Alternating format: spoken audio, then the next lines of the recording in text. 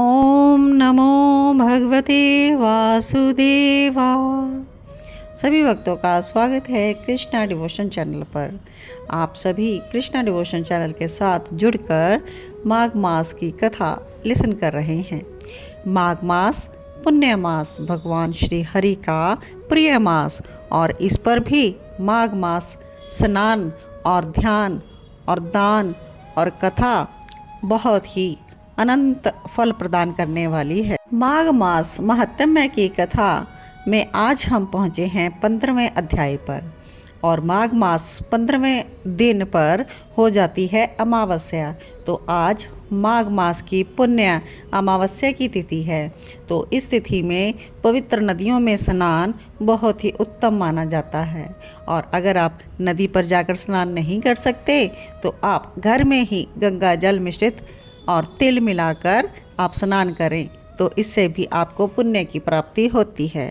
ये लिसन करते हैं 15वां अध्याय।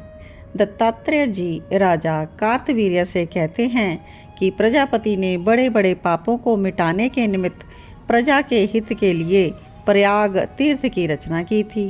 सफ़ेद रंग की गंगा जी और काली रंग की यमुना जी की कथा सुनो। प्राचीन काल में ब्रह्मा जी ने पाप रूपी पशुओं की रचना करके सरस्वती से युक्त सफ़ेद और काली धारा बनाई और इनके संगम पर ब्रह्मलोक की रचना की। यदि सैकड़ों पाप करके भी कोई गंगा यमुना के संगम पर मकर के सूर्य में माघ स्नान करता है, वह फिर गर्भ में नहीं आता और आवागमन के चक्कर से मुक्त हो जाता है। भगवान विष्णु की ऐसी ही विचित्र लीला है। हे राजन, माघ महीने में प्रयाग तीर्थ का स्नान सब पापों को नष्ट करता है। दैदीप्यमान लोकों में अनेक भोगों को भोग कर मनुष्य पर ब्रह्म में लीन होता है। उसके पुण्यों की गिनती चित्रगुप्त अच्छी तरह नहीं कर सकते। 100 बरस तक गिराहार रहकर योगाभ्यास करने के बराबर फल माघ मास में प्रतिदिन स्नान करने से ही प्राप्त होता है। सूर्य ग्रहण में, कुरुक्षेत्र व पुष्कर में सैकड़ों मन सोना दान करने के बराबर जो फल सैकड़ों अश्वमेघ यज्ञों, हजारों राजसूय यज्ञ करने से प्राप्त होता है, वही माघ महीने में गंगा यमुना के संगम पर त्रिवेणी में प्रतिदिन स्नान करने से प्राप्त होता है। और शास्त्रों में कहा गया है कि पृथ्वी पर जितने तीर्थ नदियां हैं वे सब माघ मास में त्रिवेणी स्नान करने के लिए आती हैं, और सब तीर्थ पापियों के संग दोष से अशुद्ध हो जाते हैं। माघ मास में वे पवित्र हैं, अतः स्नान करने से वे सब पाप रहित हो जाते हैं।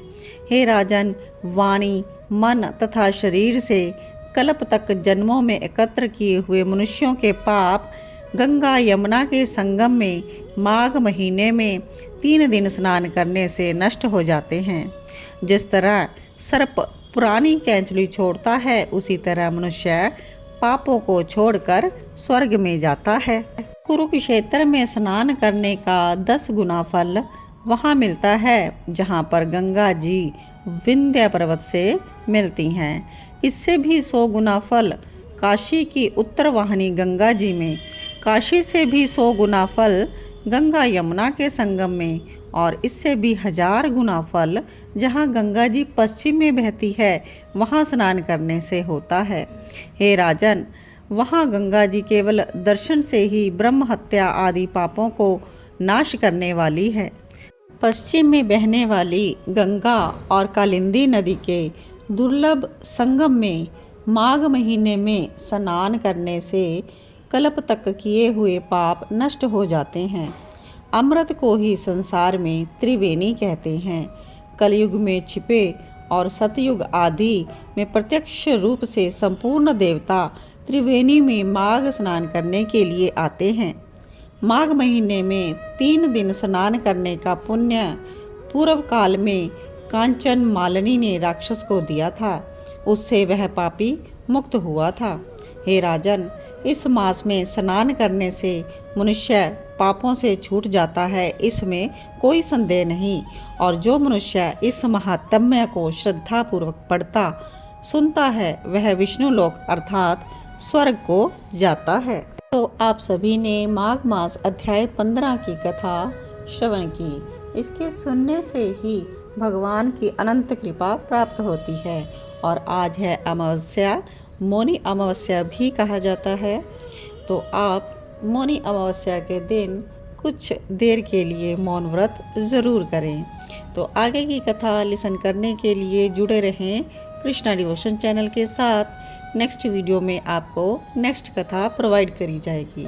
तो सभी को जय श्री कृष्णा। ओम नमो भगवते वासुदेवाय।